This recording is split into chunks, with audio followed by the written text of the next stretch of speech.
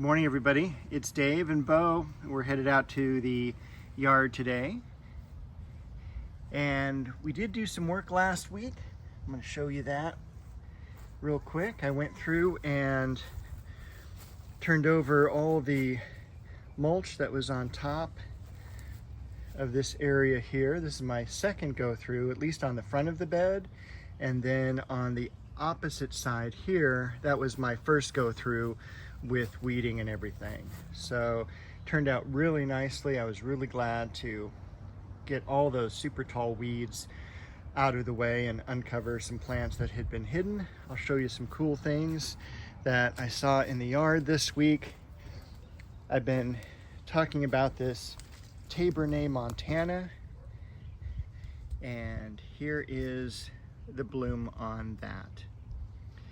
Once again, this is a double bloom. This is the first time I've seen a double bloom, and normally they're just plumeria-like single blooms, 4 or 5 petals to them.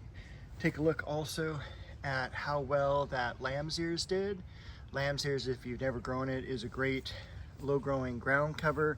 It takes anywhere from partial shade to full sun, and as long as it has adequate watering. Great for filling in those areas. Has a very similar leaf to the foxglove actually, now that they're planted next to one another. But of course everyone loves to touch the leaves because there's such a texture to them, very much like a lamb's ear.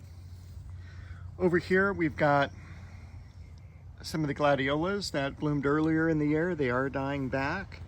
And the way to know when to cut these back, because what happens with the bulbs is that they come up and they bloom, and this year's foliage is next year's bloom. That's the way to remember it. So when do you remove the foliage as it gets older? First of all, it'll yellow, very much like you're seeing here. And also too, back here, like this one has already turned brown. You can just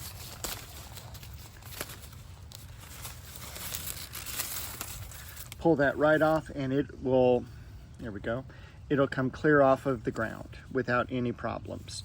If there is, if you pull on the gladiola and it stays intact, and if you start to feel like the entire bulb start to move underground, then you do need to leave it for a little bit while longer. Like these, you know, they just come up really easily.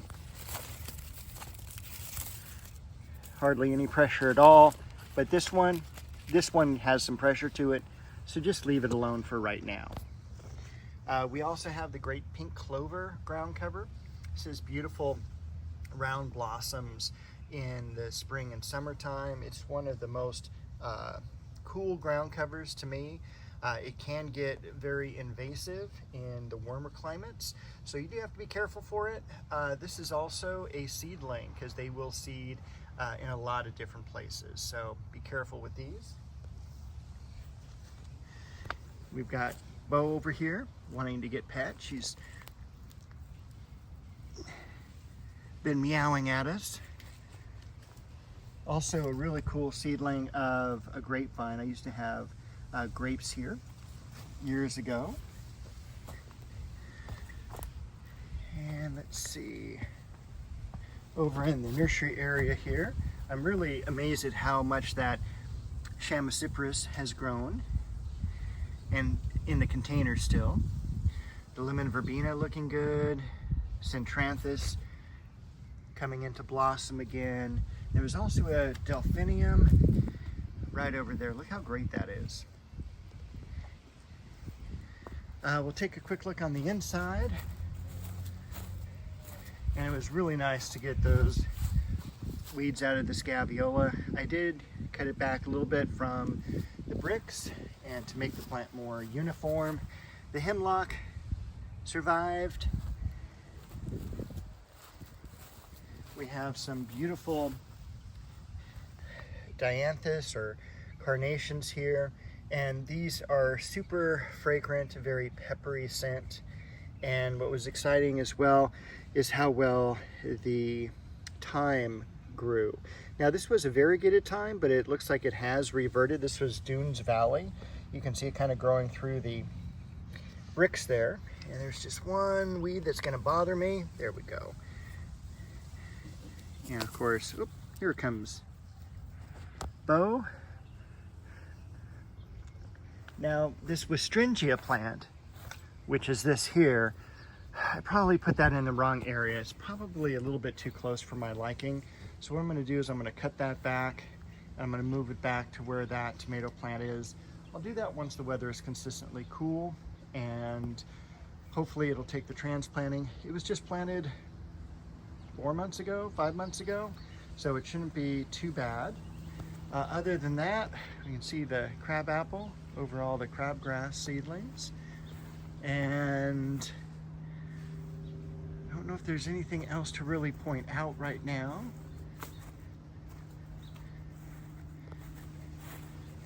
That catmint has exploded again.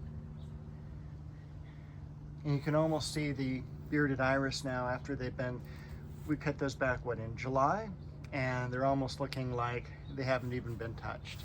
So, bearded iris, very easy to grow, grows in all zones.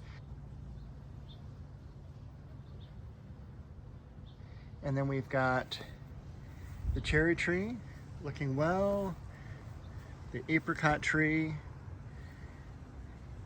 I definitely need to cut back the bay tree.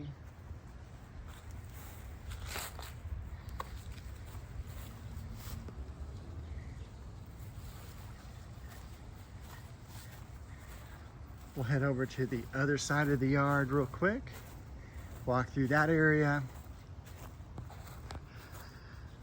Now, it was funny, the other day I was watching a gardening video and they were talking about this Chienanthus tree. And again, this is Chinese fringe tree. And they pronounced it differently. And I don't know if it's an East Coast, West Coast thing, but in all my years, since the mid to late 80s of working in the nursery industry, we've always pronounced it Chienanthus. And the other person pronounced it with a K, like Chienanthus. And it was just very odd and very different.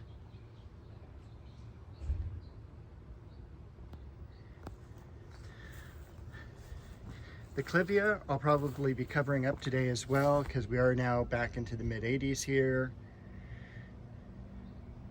Everything else is looking really good.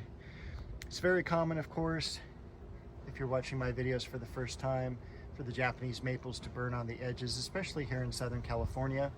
And this is the time of year where they're going to be doing that. They'll probably have lost all their leaves by somewhere around Thanksgiving. That's usually where I start my first pruning of them, just to for the branches and everything. They do not need to be pruned back every year like a fruit tree. Take a look at all those blossoms coming up on the silver dragon liriope. And this does spread by underground runners.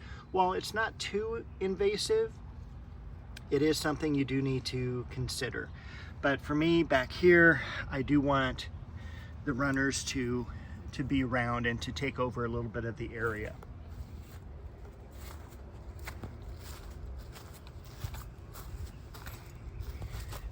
And after these are done, I will cut back those osteos, that purple flower.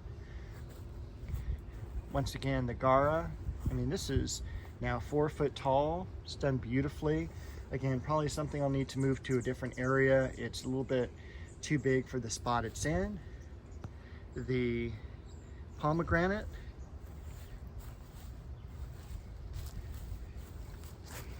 The hardy ground orchid, that's also dying back right now. That's the Blatilla.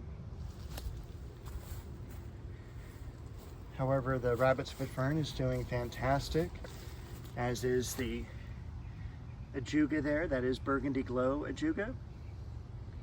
And again, you just can't surpass these Amaryllis belladonna. Well, you can in the price category because they are expensive. The Carex there, holding its own. I was surprised to see that the lavender in the background kind of gave up the ghost. That's something that's been in the yard for years and years and years. And I'm guessing it was probably choked out by the ivy coming down from the fence. Another osteo over here. Those blooms are now waning. A few blooms on the geraniums in the back. And I also need to prune back this pineapple guava. We're in a pretty low frost zone. If we were any more closer to the mountains, I'd probably wait until spring to do this, but it is protected enough underneath this crepe myrtle tree and the eaves of the building to withstand a lot of the frost. This is considered a tropical fruit tree rather than something that actually needs the chilling hours. The Eugenia over here, the Dwarf Eugenia, now 6 foot tall, perfect height. I'm so glad it finally got to this height. And again, yeah, someday I will prune these. Lavender, hopefully later today, but we'll see. Hopefully by next week at least, right? The beautiful pink breath of heaven, not in bloom quite yet, but again, very wispy growth. And this one's trained up as a standard. And the magnolia tree is looking wonderful as well, and is providing some great shade for Bo. So with that, I'm going to end the video, and I will see you all next week with a new video along with Bo.